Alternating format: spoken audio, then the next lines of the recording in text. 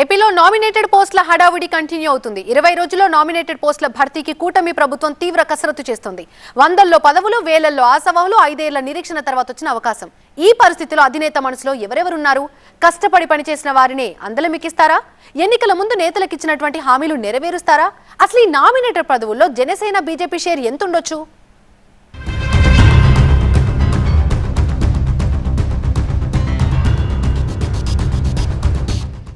ఏపీలో నామినేటెడ్ పోస్టుల సందడి. ఆశగా ఎదురు చూస్తున్న 3 పార్టీలు.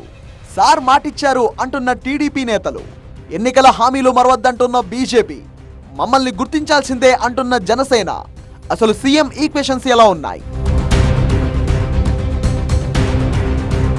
ఏపీలో నామినేటెడ్ పోస్టుల భర్తీకి రంగం సిద్ధమైంది. మరో 20 రోజుల్లో నామినేటెడ్ పోస్టులను భర్తీ చేస్తారనే టాక్తో కూటమిలో సందడి వాతావరణం కనిపిస్తోంది.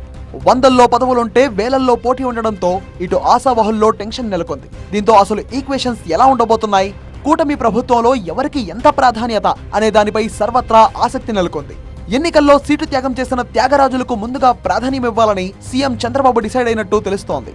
అలాగే పార్టీ కోసం కష్టపడిన వాళ్లు, వ్యక్తిత్వం ఉన్నవాళ్లు క్రైటీరియాగా ముందుకెళ్తున్నట్టు ప్రచారం జరుగుతోంది. అయితే ఎన్నికల్లో పోటీ చేయాలన్న ఆశతో గత 5 ఏళ్లుగా నియోజకవర్గాల్లో కష్టపడిన నేతలు చివరి నిమిషంలో అధినేత నిర్ణయంతో పోటీ నుంచి తప్పుకున్నారు. ఇప్పుడు వారందరూ సీఎం వైపే ఆశగా ఎదురు చూస్తున్నారు. ఎన్నికలప్పుడు హామీ ఇచ్చారు, మర్చిపోవద్దు అంటూ వినతి పత్రాలను సైతం అందజేస్తున్నారు. ఇటు జనసేన సైతం నామినేటెడ్ పోస్టులపై ఆశగా చూస్తోంది. రాష్ట్రంలో వైసీపీ ప్రభుత్వాన్ని ఓడించడమే లక్ష్యంగా బీజేపీ, టీడీపీతో పొత్తుకట్టిన జనసేన సీట్ల సర్దుబాటులో ఎవరూ ఊహించని త్యాగాలకు సిద్ధపడింది. 175 స్థానాల్లో కేవలం 21 ఎమ్మెల్యే సీట్లు, 25 ఎంపీ సీట్లలో కేవలం 2 స్థానాలు తీసుకుని మిగతా చోట్ల కూటమి విజయానికి కృషి చేసింది జనసేన. అంతేకాదు 100% స్ట్రైక్ రేట్ తో విజయం సాధించి కూటమిలో తానెంత కీలకంగా వ్యవహరించానో కూడా చాటి చెప్పింది పవర్ స్టార్ పార్టీ. దీంతో జనసేన కూడా కాస్త ఎక్కువగానే నామినేటెడ్ పదవులను ఆశిస్తున్నట్టు తెలుస్తోంది. అయితే ఈ మధ్య పవన్ నామినేటెడ్ పోస్టులపై ఇంట్రెస్టింగ్ కమెంట్స్ చేశారు.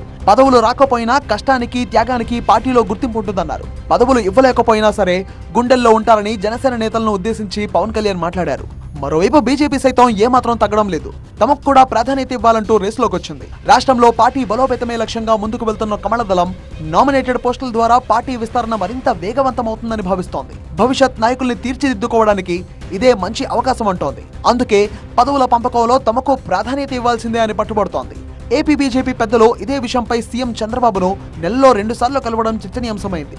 మొత్తానికి నామినేటెడ్ పోస్టుల భర్తీ కూటమి ప్రభుత్వానికి పెద్ద టాస్క్ గా మారితే ఆశావహుల్లో అంతకంతకు టెన్షన్ పెరుగుతోంది. మరి నామినేటెడ్ పదవుల్లో ఏ పార్టీకి ఎన్ని పదవులు దక్కనున్నాయి, పదవులు దక్కించుకోనున్న ఆ అదృష్టవంతులు ఎవరు అనేది తెలియాలంటే ఓ 20 రోజులు ఆగాల్సిందే మరి.